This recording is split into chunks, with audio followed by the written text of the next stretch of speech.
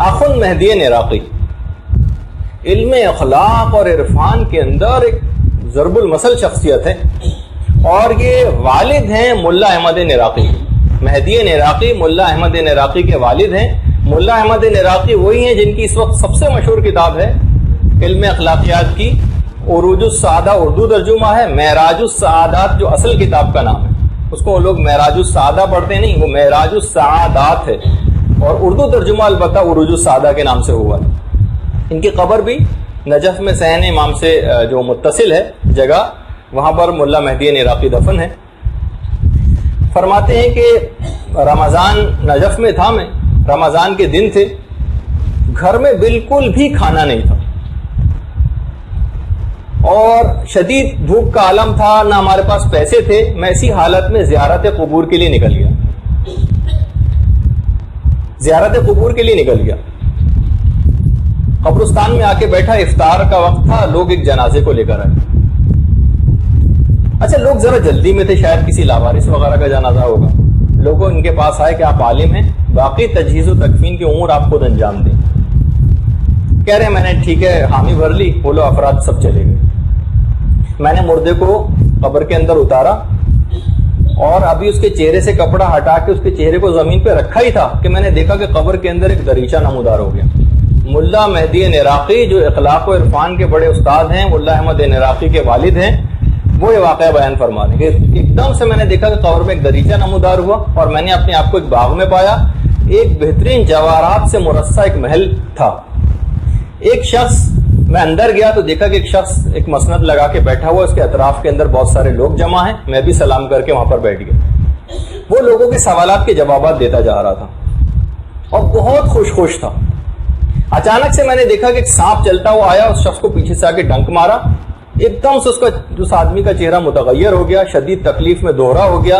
بہت دیر اس کو آہستہ آہستہ اپنے حواس کو قابو کرتے ہوئے لگی، اور اس کے بعد پھر اس نے لوگوں سے پھر سوال جواب دوبارہ شروع ہو گئے۔ پھر وہ خوشی خوشی بیان کرنے لگا۔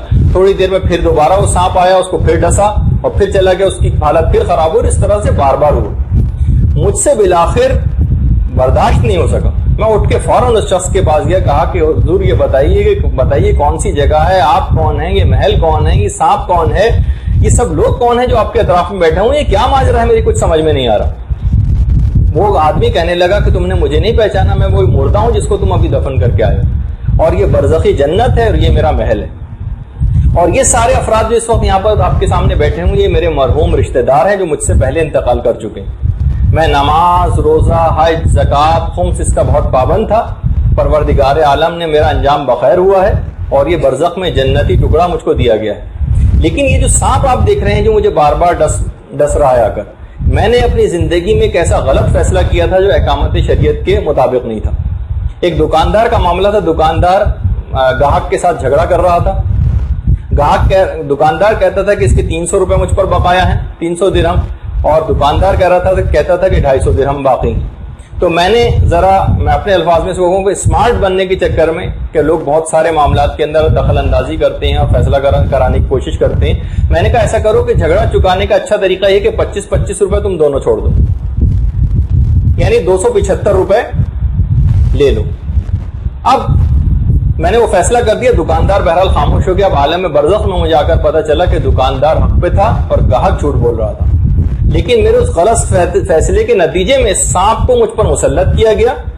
اب یہ سور پھونکے جانے تک یہ سانپ مجھے مسلسل آ کر ڈستا رہے گا، یہاں تک کہ میں میدان حشر میں مجھے شفاعت معصومین ملے گی اور پھر کہیں جا کر میں اس عذاب سے نجات پاؤں گا۔ پھر وہ شخص اٹھا، اس نے مجھے خدا حافظ کہا اور ایک خاص جگہ تک مجھے چھوڑنے کے لیے آیا اور مجھے چاولوں سے بھری ہوئی ایک تھیلی دی۔ ملا احمد عراقی کہتے ہیں میں دریچے سے باہر آیا اور اچانک سے میں نے دیکھا کہ میں قبر کے باہر کھڑا ہوا ہوں۔ قبر میں جھانک کر دیکھا تو وہی مردہ اس کے اندر لیٹا ہوا تھا۔ بہرحال میں نے اس کی قبر کو درست کیا، اس کے بعد گھر واپس آیا۔ گھر میں آ کر وہ چاول پکائے گئے تو چاول اتنے زیادہ خوشبودار تھے، اتنے خوشبو کہ پورے محلے کے اندر سے خوشبو پھیل گئی کہ لوگ گھر میں کھٹکھٹا کے پوچھنے لگے کہ یہ چاول کس طرح کے۔ اس کے بعد مہمان آئے، مہمانوں نے بھی یہی بات آ کر پوچھی۔ جب گھر میں وہ چاول پکائے گئے وہ کسی طور پر اس سے پہلے وہ چاول کم نہیں ہونے میں نہیں آ رہے تھے نہ ختم ہو رہے تھے، یہاں تک کہ ان کی بیوی نے مہدی عراقی کی آخر اپنے مہمان کو بتا دیا کہ یہ واقعہ کیا ہے. اس واقعے کے بعد سے وہ چاول بھی ختم ہو گئے اور اس کے اندر سے وہ خوشبو بھی ختم ہو گئی. تو آپ نے دیکھا کہ اس کے اندر شریعت اسلامی کے اگر مطابق بہت ساری چیزیں نہ انجام دی جائیں, اس کے اندر مالیات کی بھی بہت ساری چیزیں آ جاتی ہیں, اس کے اندر بہت سے غلط مسئلہ بتانے والی چیزیں بھی آ جاتی ہیں, بہت سے غلط فیصلے بھی آ جاتے ہیں. بعض اوقات آپ ایسے حکم بن جاتی ہیں بہت سارے معاملات میں کہ میں فیصلہ کرتی ہوں اس چیز کا. تو آپ دیکھیے کہ شریعت کے برخلاف اگر کوئی زیادہ اسمارٹ بننے کی کوشش کرے گا تو بہرحال یہ قبر کی بہت ساری چیزیں ایسی ہیں کہ اس کے اندر اس کو بہت نقصان اٹھانا پڑے گا. دیکھیے اگر کوئی بھی شخص مقروض خاص طور پہ گیا ہے تو اس کا کوشش کیجئے کہ اس کا قرضہ اتروانے کی. پیغمبر اسلام جب ایک شخص کا جنازے کی نماز پڑھانے کے لیے آئے تھے تو پیغمبر اسلام نے جنازے کی نماز پڑھانے سے پہلے ایک سوال کیا لوگوں سے کہ کیا اس شخص پہ کوئی قرضہ تو نہیں ہے؟ لوگوں نے کہا ہاں یا رسول اللہ یہ مقروض ہے. کہا کہ پھر میں کیسے اس کی نماز جنازہ پڑھاؤں, کیونکہ اس قرض کے بدلے اس کی روح کو رہن رکھ دیا گیا ہے, اس کی روح آسمانوں پر جاتی نہیں. اگر تم میں سے کوئی اس کے قرض کو ادا کرنے کے لیے حامی بھر لے تو پھر میرا اس پر نماز پڑھانا مفید ہوگا, ورنہ اس کے ذمے جو کیونکہ قرض ہے تو میرا نماز پڑھانا بھی اس پر مفید نہیں ہوگا. باقاعدہ ایک اور روایت کے اندر بھی یہ چیز ملتی ہے کہ پیغمبر اسلام ایک دفعہ نماز فجر پڑھا رہے تھے, پڑھانے کے بعد حاضرین کی طرف متوجہ ہوئے اور کہنے لگے فلاں ابن فلاں کا کوئی رشتہ دار یہاں پر موجود ہے اس کے قبیلے کا؟ لوگوں نے کہا کہ ہاں یا رسول اللہ. کہا کہ اگر کوئی یہاں پر اس کا رشتہ دار موجود ہے تو اس کو یہ بات معلوم ہونا چاہیے کہ تمہارے فلاں رشتہ دار کو جنت کے دروازے پر روک لیا گیا ہے کیونکہ وہ مقروض ہے, اس کے ذمے کچھ قرض ہے. اگر تم چاہتے ہو کہ اس پر سے عذاب برطرف ہو جائیں تو فدیہ دے کے اس کو چھڑا لو, یعنی اس کے قرض کو ادا کر دو. اور اگر تم چاہتے ہو کہ وہ عذاب اس پر ہوتے رہیں تو اس کا قرض مت اتارو. تو دیکھیے کہ اس حد تک کی ساری چیزیں ہیں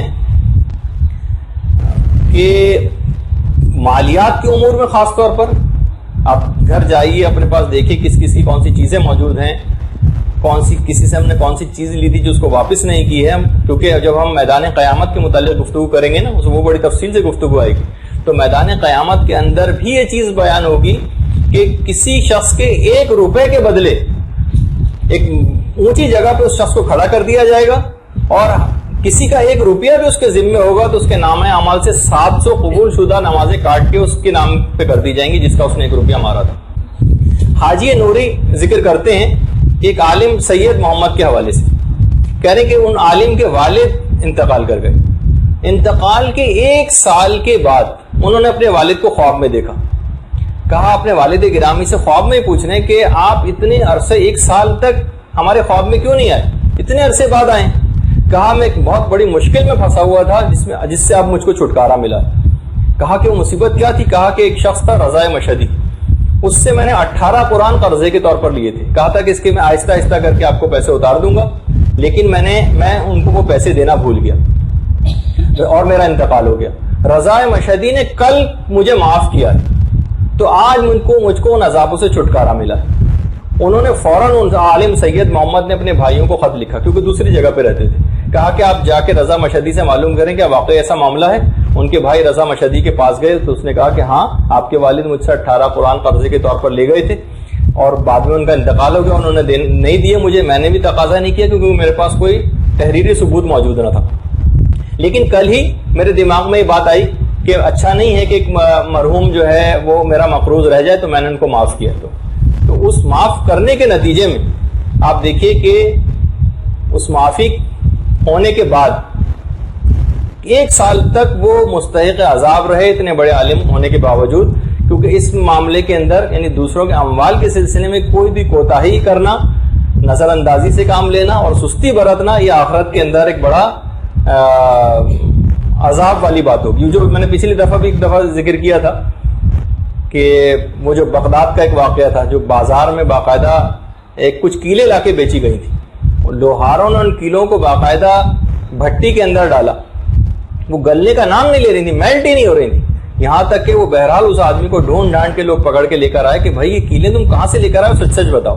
پھر اس نے بتایا کہ میں کفن چور تھا اور میں نے دیکھا کہ قبر کے اندر جو مردہ لیٹا ہوا تھا، میں نے اس کا جب کفن اتارا تو اس کے پورے جسم کے اندر ہی کیلیں گھسی ہوئی تھی، پورا جسم کیلوں سے بھرا ہوا تھا، یہاں تک کہ میں نے ان کیلوں کو پتھر سے توڑ توڑ کے اس کی ہڈیاں، اس میں سے میں نے کیلیں نکالی۔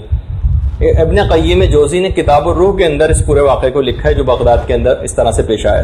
تو بہرحال کوئی بھی اس قسم کی کوئی بات ہو، خاص طور پہ حقوق والی جو بات ہے، یہ مختلف عذاب بھگتنے کا سبب آخرت میں بنے گی، تو ان سب کو اپنے اوپر سے ہٹانے کی ضرورت ہے۔